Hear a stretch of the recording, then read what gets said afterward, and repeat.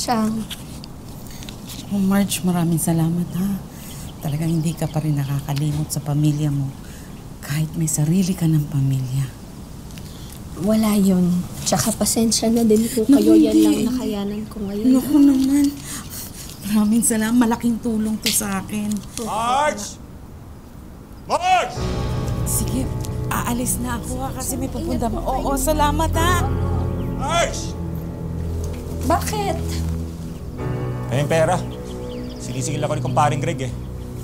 Kakaabot ko lang kay Chang eh. Paano naman ako, ha? Inuuno pa ibang tao sa asawa mo! Nasasaktan ako. Ano pa? Ito ba? Simula na nag-resign ka sa trabaho, ako na yung kumakayod. Ibibigay pa yung pera sa mga kamag-anak mo na yung aletseng kamag-anak mo, ha? Tantahan ka naman magsalita. Pamilya ko rin yun. Ganon? Ganon? Sumasagot ka na ngayon? Sumasagot ka na ngayon? Sumasagot ka na ngayon? Ha? Tumiyak ka ba dito? Ito, kung tinatanggap yung offer sa'yo sa Bahamas, hindi sana nakagaan-gaan tayo ngayon. Ha? Ano bang trabaho mo doon? Waitress lang, di ba? Ang dali-dali nun, waitress lang, ha? Hindi naman ganun kadali yun. Paano yung mga anak ko maiiwan eh? Mamili ka nga, ha? Anong gusto mo? Magkakasama nga tayo dito, pero terik ang mamata natin sa gutom. O makakatulong ka sa pagganda ng buhay ng pamilya mo. Mamili ka nga! Mamili ka!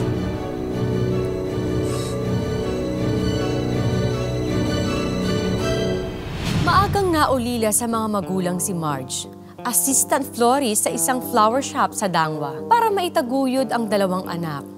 Mga nakakabatang kapatid at pati ang mga tiyahing nagpalaki sa kanya. Nagpasya si Marge na lumipad patungong Bahamas para magtrabaho bilang waitress. Tanggap naman ito ng asawa niyang si Kaloy, isang matadero sa Babuyan. Nagkasundo silang sabay nilang haharapin ang mga pagsubok na pagkakaroon ng LDR o long-distance relationship.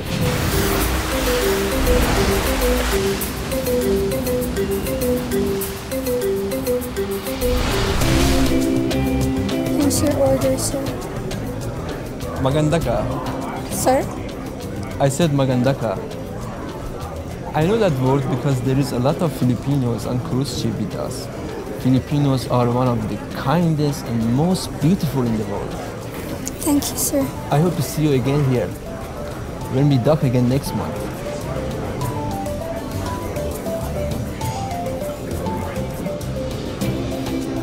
Thank you, sir. Welcome.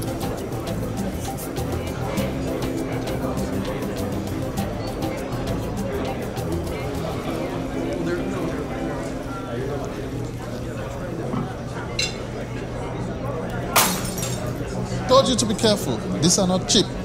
Pick them up pronto. Stupid.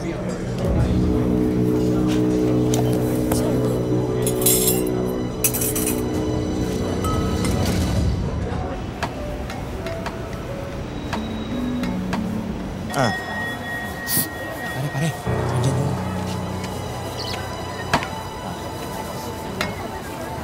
Sir, sensya po kayo, sir. Si Mrs. Hindi ka napapadala. Sir, pangako. Sa susunod ba, babayaran kapag kita. Ay, hindi. Di ba nung nakarang buwan, yan din yung sinabi mo? Ala, bayad. Saan na yung pera ko? Alam mo naman, sir, yung bilihin mo yun. Nagmahal. Konti mo ibili, konti lang kita, sir. Wala akong pakialam dyan, ha? Sa susunod na buwan, pag hindi ka pa nagbayad, magsisisi ka. Ha? Tandaan mo yan.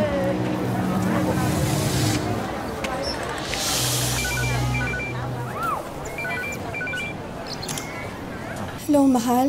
Marge, hindi naman pwedeng tumatawag ka sa akin. Umiiyak ka. Hindi naman. Namimiss ko lang kayo ng mga bata. Marge, konting sakripisyo naman, no? Mahal-mahal na mga bayarin dito. Mabayad ka sa tubig, kuryente, kung ano-ano pa. Hindi sapat yung kinikita ko dito sa palengke. Hindi tayo pwedeng ganito, eh.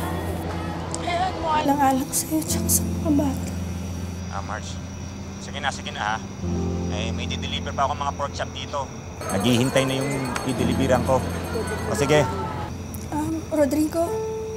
Sige, ha? Babay na, ha? Mahal na mahal ko kayo ng mga bata. Mahal na mahal din kita.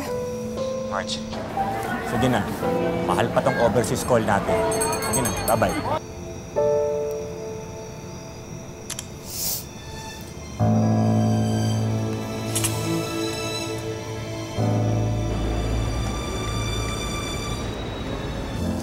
Janet! Baby! Ay, kumusta ka? Kumusta to? Ha? Kumusta ko? Kumusta ka? Namiss kita eh, no? Namiss kita. Kumusta ka? Mas namiss kita. Grabe ka! Ang sabi mo, 1 linggo ka lang mawawala. Kailangan rumakit eh. Kaya mo na. Marami yung pasalubong sa inyo. Pasalubong ka? Halika, tingnan natin. Marami tayong pwedeng makain ng marami.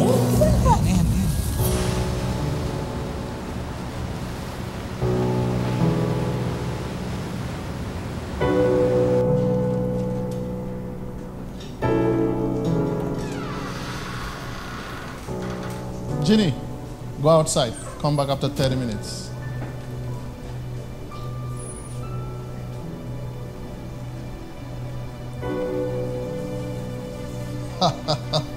Sir, what are you doing?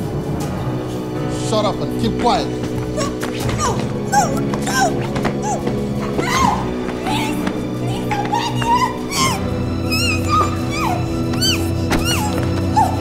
Please wait for her! We will report you.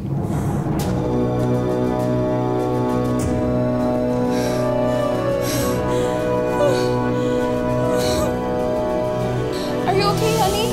Yes. Did he do anything? No, thank you.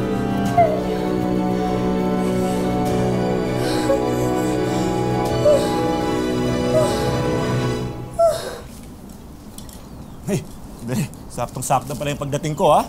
Punta kayo sa school. O, eto. Ito yung mga baon nyo. O, ito na mga kuya. Makabait kayong dalawa, ha?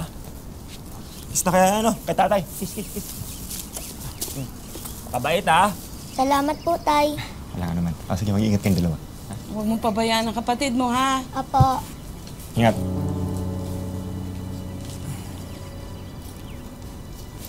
Saan ka na naman ang galing kagabi? Magdamag nagantay ang mga anak mo. Pwede ba, ha? Ibigay na natin sa asawa ko yung paninita. Pati ba naman ikaw? Pakikialaman tong buhay ko. Nako, Rodrigo. Hindi po pwede yung ganyan. Hindi ko mawala dito si Marge, magbubuhay binata ka na. Tsaka nga pala, asan mga pinadadala niya? Ayun! Lumabas din ang totoo. Pagdating sa pera, diyan ka magaling. Hoy, ako yung asawa, ha? Tandaan mo, ako ang asawa. Kung dati-dati si Marge, pumapayag siya na para kayong may sahod, pagdating ng sweldo namin, yun, hindi na pwede yun. Ha? Ako, asawa. Kapal na mukha mo. Ako na nga ito nagmamalasakit eh. Ako pa itong masama? Wow, nagmamalasakit. Alis na nga. Tunawa tayo sa karinteriya. Nakakabisi ng araw dito.